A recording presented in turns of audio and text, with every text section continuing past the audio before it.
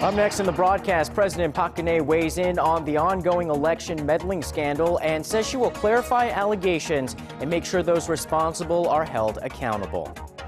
The U.S. Federal Reserve keeps its stimulus program intact. It will continue its $85 billion a month bond buying program until signs point to more robust economic recovery. Profits dropped for over 40% of listed companies in Korea, mirroring a worldwide trend of rising stock prices but declining profitability. Primetime News begins now.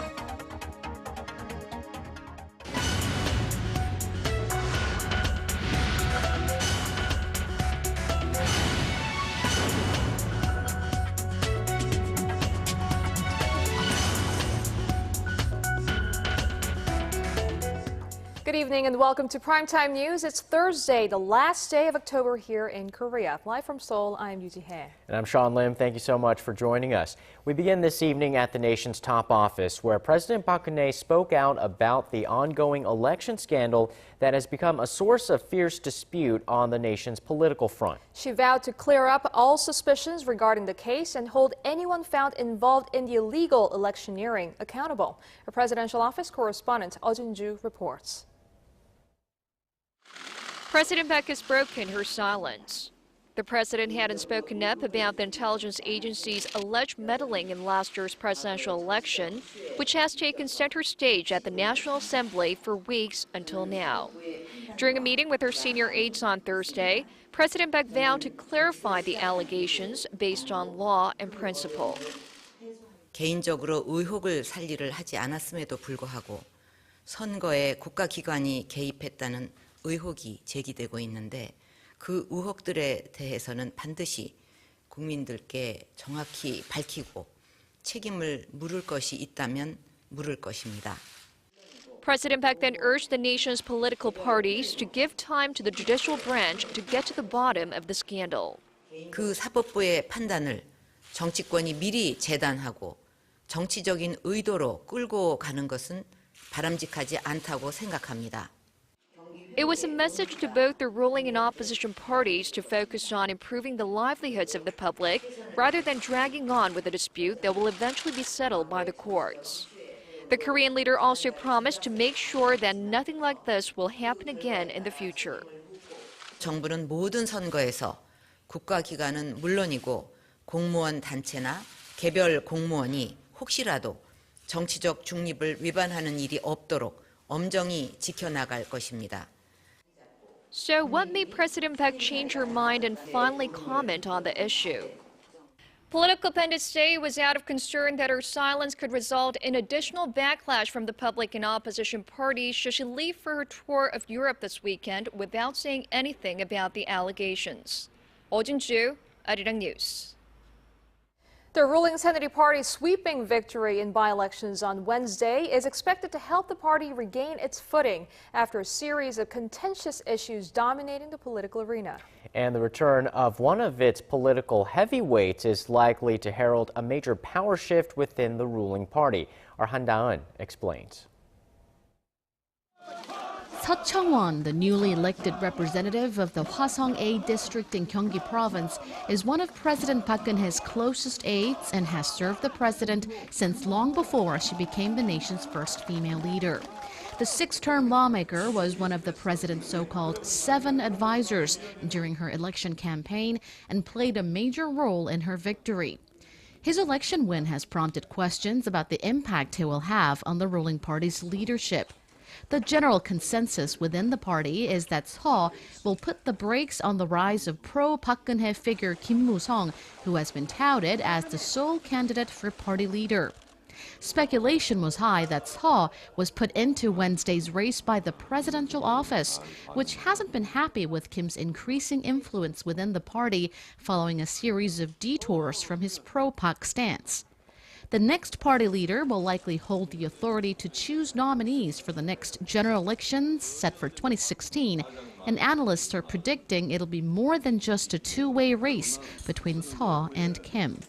If Gyeonggi Governor Kim Moon-soo, as well as another key pro-Park figure Yoo Sung-min, decide to challenge the party, a fierce, multipolar competition is expected. Some political pundits also say that Seo's return could divide the party into two, the mainstream and the others.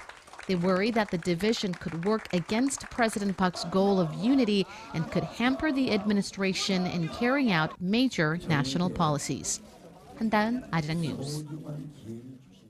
When it comes to North Korea, it's often one step forward, one step back. So recent events seem to suggest that the nations involved in the six-party denuclearization talks were making progress toward a resumption of the stalled negotiations. But North Korea on Thursday threw cold water on the looming optimism, saying it would never take a first step for a restart of the dialogue so long as the U.S. continues its hostile policies. Hwang Sung-hee reports.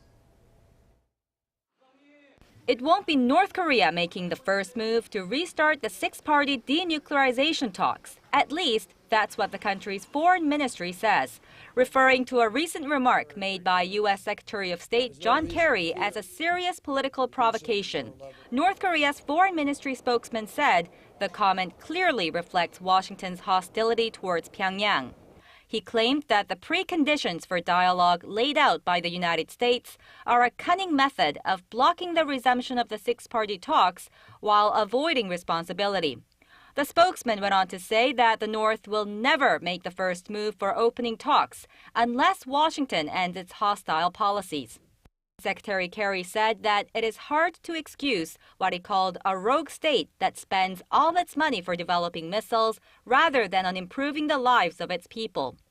North Korea's comments come at a time when international efforts for resuming the multilateral dialogue seem to be gathering speed. Following a string of meetings with U.S. officials this week, Chinese nuclear envoy Wu Dawei showed confidence in bringing back all members of the six-party talks, the two Koreas, the U.S., China, Japan, and Russia, to the negotiating table. Wu is expected to meet with North Korean Vice Foreign Minister Kim Young-jun in Beijing and explain the details of his U.S. trip. Meanwhile, South Korean nuclear envoy Cho Tae-yong is also planning a trip to Washington as early as this weekend to meet with his U.S. counterpart Glenn Davies, which will be followed by a visit to Beijing. But officials in Seoul say the countries are still exploring various conditions for resuming talks, and that the day the six nations sit down together again is not in any way imminent. Hwang Sung-hee, Arirang News.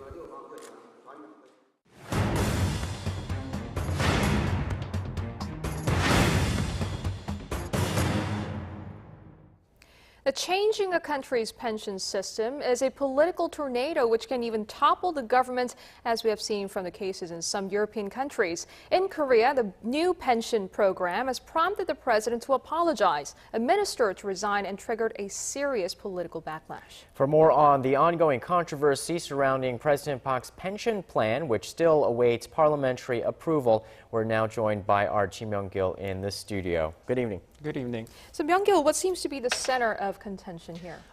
Yes, Chair. Well, the center of contention is that previously the government had planned to give a monthly basic pension, a form of allowance of $180 to all senior citizens over the age of 65. But the new plan, which came in last month, downsizes the basic pension in accordance with an individual subscription period to the national pension system. It's mandatory for all working Koreans to join the national pension system so they can be better off financially in post-retirement. The government plans to make basic pension payouts in different amounts according to one's ability to pay into the national pension. I agree on the fact that the government has decided to pay the basic pension program to the poorest 70% of senior citizens aged over 65. But it does not make sense to say that the government will pay the basic pension in accordance with the duration of their subscription to the national pension.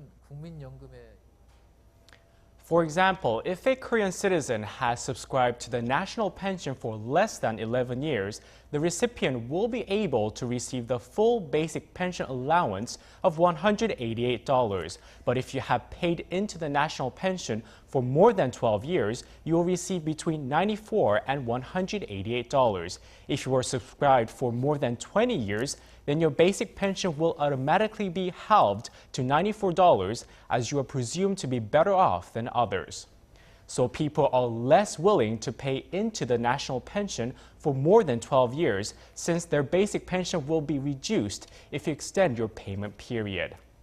So how much does the government spend on pension programs every year? Well, Sean, if we compare Korea's public pension spending ratio to the nation's total GDP, the national pension is 1.1%, and the basic pension for elderly citizens is a mere 0.4%. Add up the two and it comes to just 1.5% of the nation's total GDP. The average public pension spending ratio for OECD nations is 7.8% to the total GDP. So you can see Korea spends a lot less than the other OECD nations on public pensions. But the government says it doesn't have specific plans to increase the amount of public spending for now. So, Mengel, tell us, how was the latest revision received by the country's senior citizens? Well, Jia, I went out to the streets to see how the elderly people feel about the latest revisions, and they seem to have mixed views. Let's take a look. I agree with the government's plan to provide the basic pension allowance to people who are more underprivileged, so excluding the richest 30% from the scheme is a good idea. I think the government has scaled back the basic pension program because it costs too much money. In the future, I hope the government makes promises that are more realistic and sustainable. Well, Myung-gil, not only are people worried about the current cost of this program, there is concern that the future generations will bear a really tremendous financial burden. Do experts feel the same? Well, Sean, it's hard to argue that they aren't very real and valid concerns. Experts say the revised basic pension will be unfavorable to future generations because the basic pension will also be paid by taking the country's annual inflation rate into consideration. If you look into the original basic pension plan, if a worker earns 2 million won, or about $1,900 a month, then they receive a monthly basic pension of about $190, or 10% of their salary. But in the revised pension plan, the government plans to make payouts in accordance with the country's annual inflation rate. So in reality, later on, you would only receive 5 to 6% of the salary. The government has decided to pay the basic pension according to the country's annual inflation rate because taxpayer money is used for the basic pension, unlike the national pension, which is a form of individual insurance. Providing the elderly with more pension programs is a good social phenomenon, but considering the fact that taxpayers' money will come from future generations, I hope the new pension programs will not be an excessive burden to younger working generations like us. So if the bill is to be approved by the National Assembly, what's next? Well, Jia, the government plans to make the benefits commensurate with the subscription period of the National Pension Program, and it is slated to be launched next July. Okay, Myung-gil, thank you so much for the updates on this ongoing saga. Sure. Before your day ends and another begins, get the latest news live from Seoul. Residents whose features is on the rise. closing ceremony. Expert analysis from Asia's heartbeat. The legislature circumstances. With a viewpoint only Korea's global network can provide. The United States, the latest report, less than Unrivaled access from a team always on standby. Meaning came on to news are trying to cover up the South's true intentions in maintaining confrontation. Some disappointing news from listed firms in the nation. Nearly half of them saw their operating profit fall on year in the third quarter, largely brought down by the poor performance of builders and chemical firms. The country's IT companies, on the other hand, enjoyed a surge in exports. Yu Lian reports on who's doing well and who's not. Korea's listed companies are turning in their third quarter report cards, and things aren't looking so good. Of the 51 companies whose results have been analyzed by more than 3 brokerage firms, about 45% posted lower operating profits in the July to September period. The companies that saw their operating profits rise were mostly from the IT sector. 5 of the 7 IT companies on the list, including Samsung Electronics and SK Hynix, which have been enjoying an upswing in exports of memory chips, all saw their operating profits rise by a big margin. But most other companies, especially those in the construction and oil refining sectors, saw their operating profits drop. Companies like Samsung Engineering fell into the red, and the oil refiner S-Oil saw its operating profit drop by over 95%. Auto giants Hyundai Motor and Kia Motors also turned in worse than expected third-quarter performance reports, prompting experts to warn that forecasts for fourth-quarter operating profits are being revised downwards. But it's a similar story elsewhere around the world. IBK Securities and the corporate researcher IBES said Thursday, profits of companies are expected to fall in most major economies around the world. Corporate profit forecasts for the next 12 months for countries like Spain, Britain, and Korea were all expected to fall for the next 12 months, and by an even greater margin in developing countries like Portugal and Indonesia. Only 6 of the 45 countries had a positive corporate profit outlook, including Russia, Taiwan, and Japan. While stock prices have been on the rise, helped by easy monetary policies of the United States and other major economies, experts say the pace could slow, given the poor profitability outlook. Yurian, Arirang News. Over in the U.S., the Federal Reserve announced that it will continue with its stimulus program as it waits for more evidence of a more sustainable economic recovery. Connie Lee has more on the Fed's decision. It was a decision that was widely expected. On Wednesday, the U.S. Federal Reserve announced it would maintain its stimulus bond buying program at the current level of $85 billion a month. It also decided to keep interest rates at record lows. The stimulus program has been in place for more than a year now, and the central bank has held interest rates near zero since late 2008. The Fed's Open Market Committee showed less optimism about growth in its latest report, saying the U.S. economy is still only growing at a moderate pace. And while the temporary government shutdown earlier in October was not explicitly mentioned, Fed Chairman Ben Bernanke has often argued that the policies of lawmakers in Washington are hurting economic growth. The Fed also noted that the housing market has been slowing in recent months. Some positive news, though, with the Fed saying consumer and business spending has been picking up. In the meantime, 2 separate reports also released on Wednesday supported the Fed's decision to continue with its stimulus policy. One report shows that private sector employers hired the fewest number of workers in 6 months in October. And the other report showed the U.S. Consumer Price Index is still showing benign inflation. Connie Lee, Arirang News. And here's the latest on the ever-growing U.S. spying scandal. An Italian magazine has reported that the U.S. had been monitoring calls within the Vatican for months, snooping on the Pope and cardinals, claims that Washington denies. Kim Min-ji reports. The National Security Agency has moved to deny fresh claims it spied on the Vatican before the conclave. Italian magazine Panorama, which cites no source for the information, says the NSA eavesdropped on phone calls to and from the Vatican up until March, when Pope Francis was elected. In a statement Wednesday, NSA spokeswoman Vanny Vine said the NSA did not target the Vatican and that the claims were incorrect. The Vatican said that it was unaware of the fact its calls may have been monitored and added that it has no concerns about it, even if it were true. Earlier this week, NSA Director General Keith Alexander was forced to deny allegations the U.S. collected telephone and email records directly from European citizens. Alexander was referring to claims the NSA had collected data on tens of millions of phone calls in France, Spain, and elsewhere.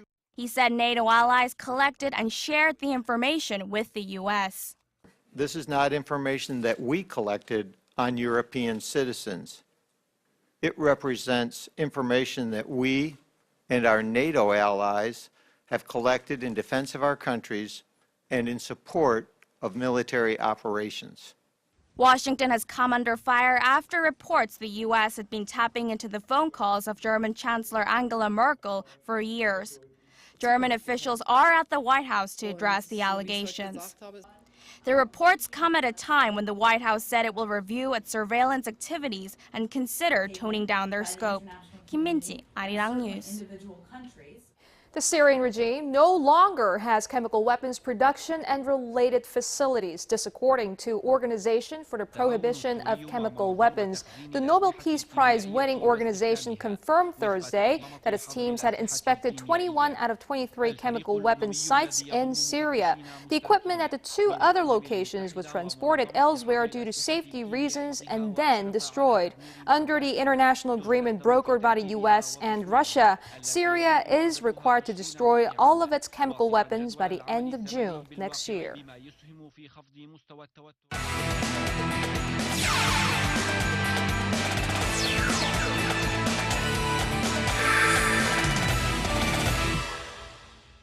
The Korean series is now headed to a decisive Game 7 with both the Samsung Lions and Tusan Bears chasing history. But before we look ahead, let's look at Game 6 on Thursday night. Stephen Che joins us for the details. Stephen. Hey guys, it was a great day for fans in Daegu. Not so much for the Bears fans. Now, on to the highlights. It's Dustin Nippert for the Bears, Rick Vandenhert for the Lions. They step on the mound. But now we go to the first inning. It's the first batter, Jung Soo Bin, homers to right. It's 1-0 Bears. Now we go on to the third. The Lions, Chin Gap-yong comes home on a sac fly. Ball game's tied 1-1. Fifth inning, the Bears, Choi Jun-suk homers. It's 2-1 Bears. But we have to go to the next inning. Samsung's Choi Tae-in, he also hits a 2-run shot. Lions up 3-2. Then, seventh inning, Park Hwan-hee, he extends the lead with a 3-run homer, and the Lions win with a final score of 6-2. Game 7 continues on Friday evening. Now moving on to Major League Baseball, the Boston Red Sox beat the St. Louis Cardinals in Game 6, 6-1 to win their 8th World Series title. It was outfielder Shane Victorino coming up big for Boston, batting in 4 on 2 hits. But Big Papi David Ortiz was the man of the series. Batting .688 and hitting 2 home runs, the 37-year-old was awarded the series MVP. It's a sweet homecoming for Boston, winning their first October Classic at home since 1918. In basketball, NBA great Allen Iverson has formally announced his retirement, so hats off to him. But let's get to Thursday's top KBL matchups, starting with the SK Knights hosting the KT Sonic Boom in Seoul. The Knights start off ahead, but they drop off in the second quarter. They're up by 2 at the half. However, they pick it up in the third. Choi Bu-kyung scores 16, and the SK Knights take it 60-51. Now the opposite end of the standings, the Samsung Thunders and the Goyang Orions faced off in Ilsan. The Thunders take the lead into the half, but see it dissolve in the third. Leon Williams scores 29 for the Orions, and they take it 75-63. Now that does it for me here in the Sports Center. This has been Stephen Che. Check back at midnight for the latest in the world of sports.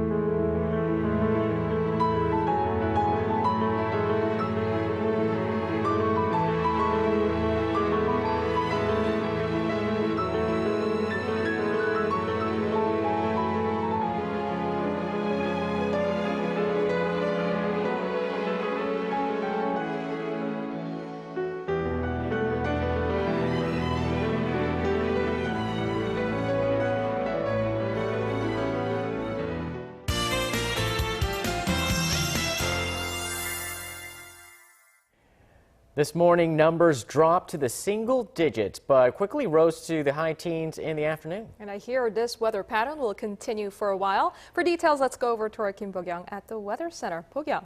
Good evening, guys. Due to the big temperature gaps, cases of respiratory problems have increased in the country, so please take caution. Now, moving on to our satellite map, we are at the edge of a high pressure system from China, which is why clouds have begun to roll in some parts of the country. free. Now tomorrow morning showers are expected in Gangwon province, and the showers should move to the east coast of Gyeongsang province in the afternoon. So if you're in those regions, please have an umbrella with you. Otherwise, tomorrow will be a sunny day here in Korea. Looking ahead at tomorrow's numbers, Seoul starts off the day at 7 degrees with a high of 20. Meanwhile, cities down south will hit the low 20s. Moving on to other regions, Daejeon and Jeju should make it to 20 degrees. Meanwhile, Dokdo should peak at 17. That's all for now, and back to you guys.